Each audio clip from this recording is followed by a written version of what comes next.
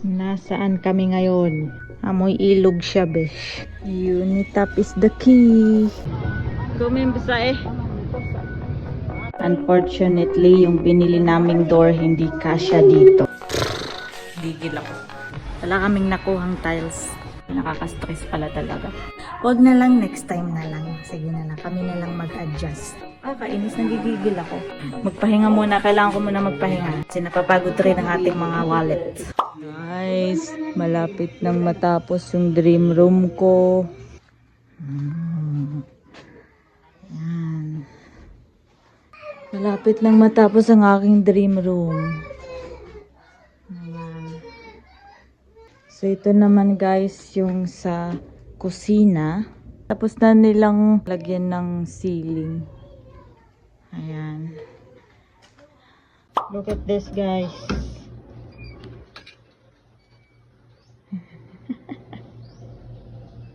Nasaan kami ngayon? Bakit parang naging ano naman to?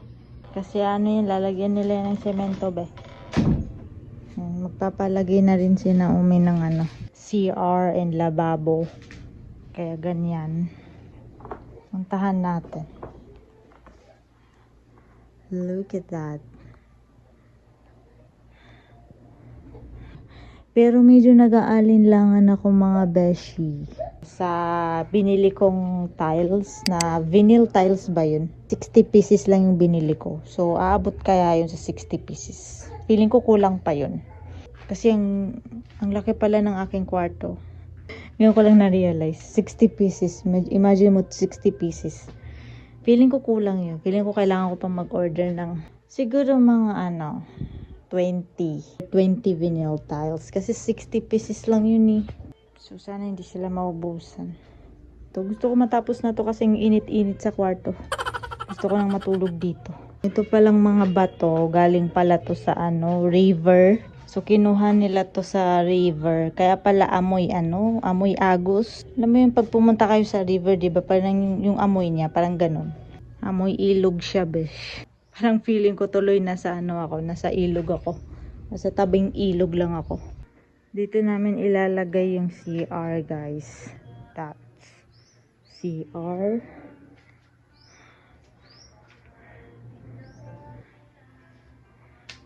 Tapos dito naman daw yung lababo.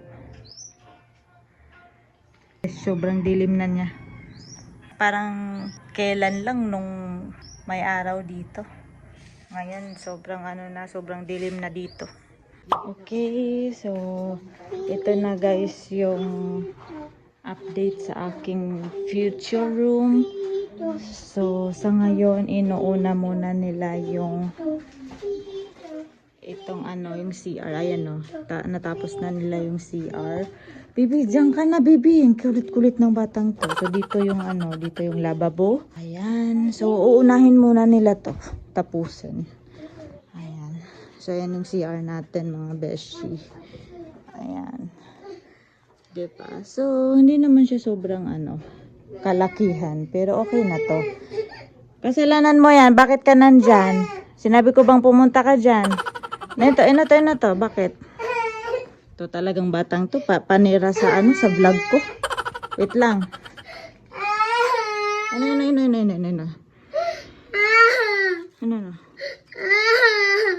Pila.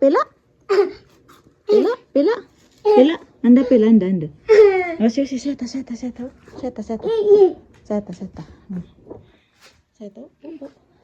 Sabi ko sa'yo, huwag kang pumunta dito kasi parang nasa ilog lang tayo. Tignan mo itong mga na to, mga batong to. Doon ka na. Kumana pamasa kasi. Nanapiin mo kikiyan. Sobra bento. Piramido nila. Unitap is the key. So ito guys yung gusto namin gawing lababo, besh. Isn't it great? Alright guys, so this is the update. Ayan, ito yung unexpected na akala namin. Hindi ito magagawa. Ang ina-expect ko is yung room ko lang yung gagawin, yung i-build. Di namin ini-expect na kasali pa yung yung itong lababo at saka yung CR. Kasi sina mama bigla silang nagdesisyon. Meron pala silang ipon na pera na pang CR. And of course, pang lababo. Yung room ko, gusto ko matapos na to before pa yung birthday ko. Pero mukhang imposible kasi tagal pa. Hindi pa nga nila yan natatambakan eh. Update lang. Ayan na yung CR. Ito na yung lababo. And then, ayan. Wala pa namang nagbago.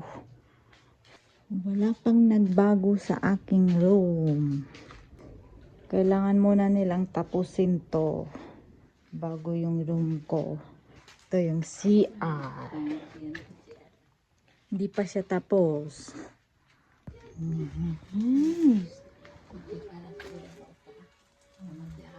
Mapiyasa.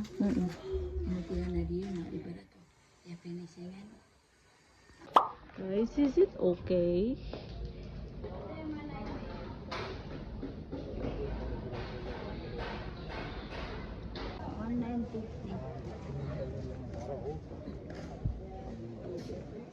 Bidet style.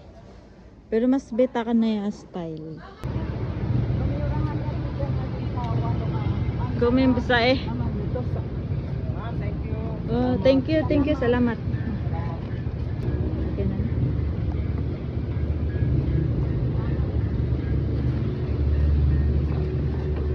Hindi mahulog. Pwede kami magsakay sa warehouse? Ano kayo, may sekas? Okay. Yun na natin, mahulog. Yan. Update sa ating pinapagawang room. Ayan. Nalagyan na nila ng door. Unfortunately, yung binili naming door hindi kasya dito. Wala tayong choice. Yung size lang talaga. Doon tayo nagkamali sa size. Kasi 70 pala yung pinagawa niya. Akala ko naman 80 yung pinagawa niyang door. So, nagkamali kami ng size. Akala ko kasi 80 talaga. Kasi yun yung first na sinabi niya eh. 80 yung size ng door. 70 pala siya. So, kaya yun nagkamali kami ng biniling size ng door. Maganda pa sana yung door na yun. Pero wala tayong magagawa. So, temporary lang muna to. So, lesson learned na rin yun, guys. Na huwag kayong masyadong excited. At lahat ng dapat na bibilhin ninyo, dapat lahat estimated.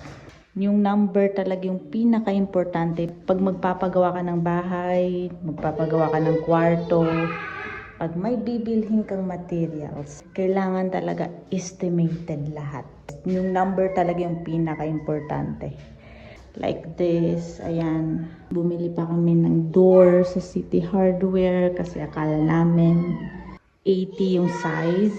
Kasi yun yung first na sinabi ng labor eh. 80. 70 pala siya.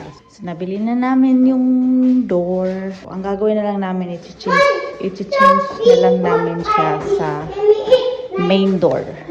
So, yung door na yun, pang kwarto room talaga yun. Pang bedroom talaga yun.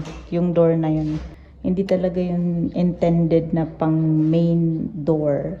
Pero kasi hindi siya kasya dito. Pwede naman siyang bawasan. Pero kasi mawawalan ng style. Pagbabawasan mo siya kasi sobrang laki ng difference nila. Sobrang liit ng door na to. Sobrang liit. At yung nabili namin malaki. Malaki yung door na yun. Lesson learned talaga, besh. Pag kayo ay bibili ng materials, i-make sure nyo muna yung measurement. Yung mga measurements. Importante yan. So, ayan guys. Update sa aking kwarto. Tagal ko nang di naka-update sa inyo kasi sobrang na-stress talaga ako, besh. After ng birthday ko, sobrang na-stress talaga ako. Iwan ko kung siguro na evil eye ba ako or what. Pero talaga, na-stress talaga ako. So, ito yung update dito guys. Ayan, nalagyan na nila ng wall and then window na lang yung kulang. And of course, yung ilaw, yung electrics. So, medyo madilim-dilim na. Maganda naman yung ginawa niyang door sa akin. hindi kita yung mga ano, 'di ba kasi may inaano sila dito, 'di ba, yung pako, 'di ba? Minsan nakikita siya. So pero dito parang hindi nakikita yung mga pako na inano niya dito. Maganda din naman siya, pero yun nga, sayang talaga yung binili naming door sa City Hardware. Kala ko talaga kasya siya. Ako naisip ko talaga pwedeng hindi siya kasya, pwede siyang bawasan ng konti lang. Na-imagine ko yun, pero hindi ko in-expect na ganun kalaki yung ibabawas. So, mawawala daw yung design ng door pag babawasan pa. So, ayan guys, ayan, may door na siya, mayroon na siyang frame.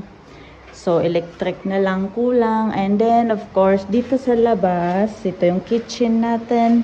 Ito, natapos na nila tong i-finishing itong dito sa area na to. Nabilhan na rin namin ng tiles itong lababo namin. At medyo na-stress ako dito sa tiles ng lababo namin. Kasi yung gusto kong tiles dito, hindi available sa City Hardware. Nakaka-bad trip, dash. Pero available yung gusto kong tiles dito. But dito guys, hindi available. Pero I think okay naman yung tiles na yung nabili namin. Sana okay siya. White pa rin naman. Itong importante, white naman sila lahat. Kasi gusto ko talaga ng white. Ayoko ng ibang color. Tapos look at that. Ito yung gusto kong lababo eh. Nalagyan na pala to ng tubig. Pwede na kaming mag-ano dito guys. Ganda ng yung pag-apaw ng tubig. And then, yung CR naman, yan, finishingan pa tong CR natin. Importante kasing ma-finishing tong CR natin kasi itong mga hollow blocks, nasisira to. At saka ako, ang kinakatakot ko dito is, minsan pinapasukan ng mga insekto. Alam niyo na yun, 'di ba? Pag sobrang tagal ng hollow blocks. Like this guys. Sobrang tagal ng hollow blocks na to. Ito, bata pa ako, besh. Bata pa ako, elementary pa ako itong hollow blocks na to. At look at that, 'di ba? Sobrang pasira na siya eh. So kung hindi mo pa ito i-finishing, possible na masira talaga yan ng tuluyan. Ayan. So mas malaki yung CR namin dito kumpara doon sa CR namin sa loob. Mas malaki to. Ayan. Pero ang gusto sana ni na mama eh medyo lumaki or medyo dapat pinalaki daw tong CR na to. Parang medyo kulang pa daw yung laki niya. Pero okay naman siya. Para sa akin, okay pa rin siya sa akin. Yung sink. Alam nyo guys, yung pangarap ko sa CR, yung magkaroon ng lababo sa CR. Pero mukhang hindi tayo makakapaglababo, besh, dahil wala ngang budget, no?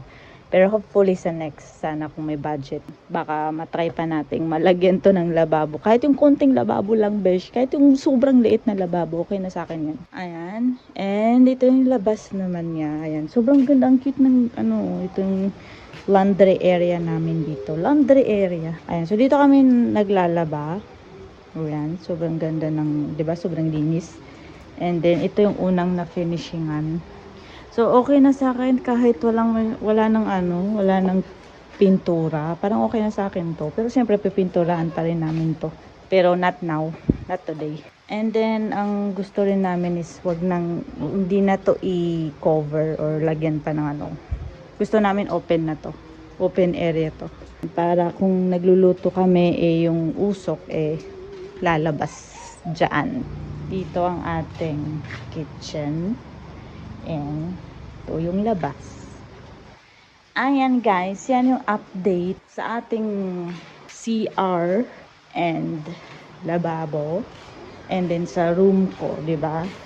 Ang swerte ko. Kasi paglabas ko, kitchen na agad. And then yung CR. So, malapit na ako sa CR at saka sa kitchen. So, hindi ko na masyadong poproblemahin pang pumunta sa Sabi ng papa ko, parang isang bahay na to, parang isang room na nirentahan. Alam mo yun? Kasi may kwarto, may lababo ka na, may CR ka pa, diba? So, parang isang bahay na siya. So, yun lang yung update sa aking humble room. Para siyang painting. Kung hindi umuulan, para siyang painting. Ayun, may mga semento pa tayo mga beshi dahil hindi pa tapos ang kanilang trabaho. Sobrang dilim. Gusto ko lang sabihin, gusto ko lang i-share sa inyo na nag-start sila dito July 23 yata sila nag-play ba? 4. Basta July lang. Sa last week ng July sila nag-start. Tapos ngayon September na, hindi pa sila natatapos. Sobrang tagal na natapos itong aking kwarto. Ang ini-expect ko pa nga matatapos to sa birthday ko. Ayan, so I think this is the end of our lesson. Na-apply ko yung pagiging teacher ko sa vlog. So this is the end of our lesson. Charot. This is the end of our video. So yan guys, thank you so much for watching. Sobrang feeling ko ang lakas-lakas ng boses ko. Kasi walang gamit dito. Sa next na update sana tapos na to. Kasi nakakapagod na maghintay, be. Gusto ko nang matulog dito sa room na to. Tagal-tagal. Gigil ako. Gigil ako sa mga labor na yan. But anyway, thank you for watching. Goodbye. Ako lang lang.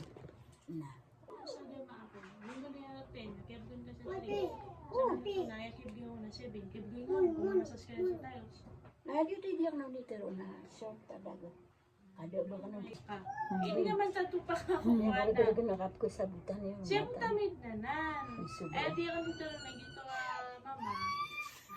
Kailangan no to. Kaya kalalergay man to sa materials.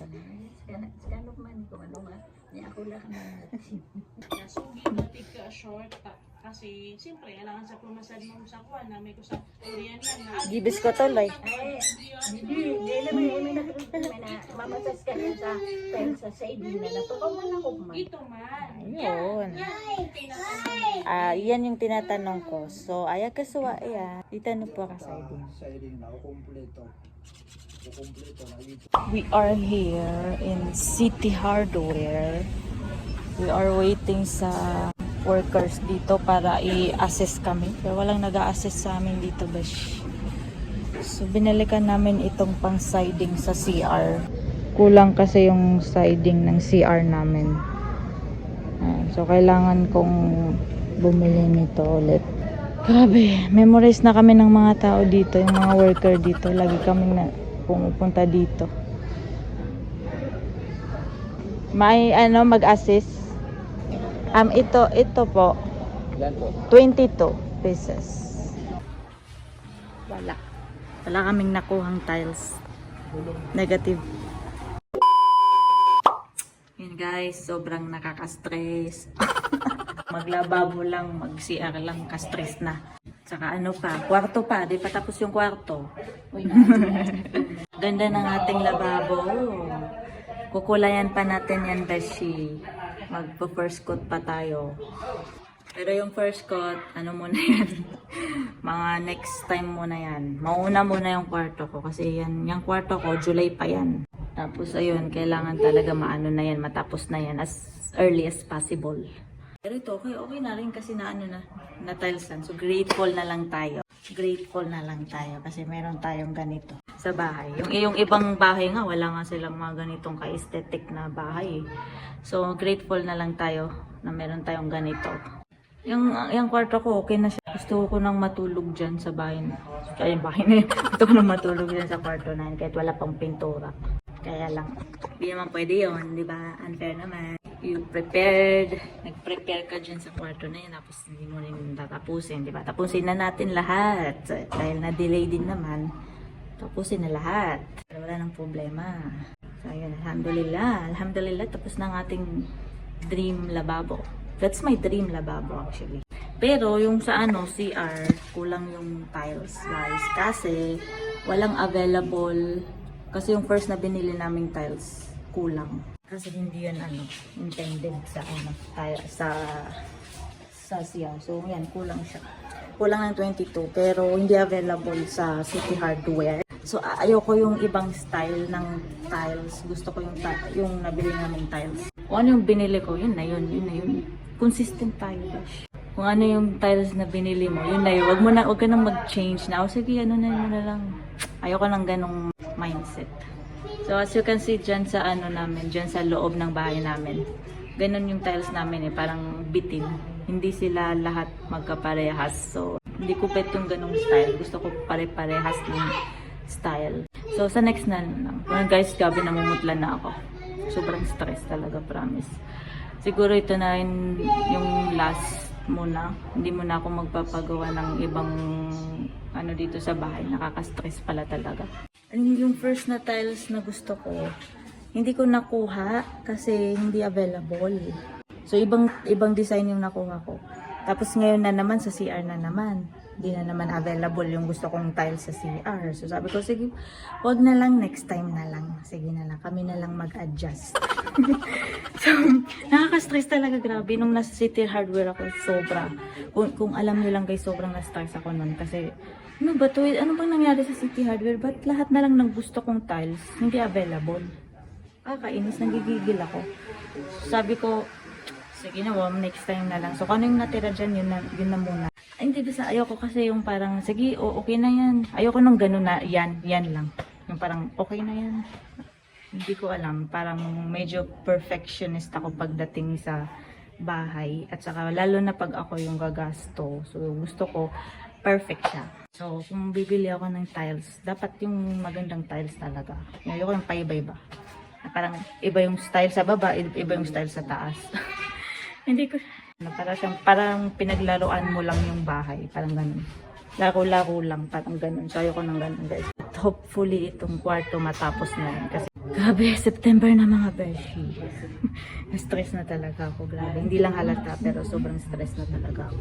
Yan, nagsasalita yung parents ko. Nasistress na rin yung parents ko. Dapat kasi, yung kwarto ko muna. Pero, anyway.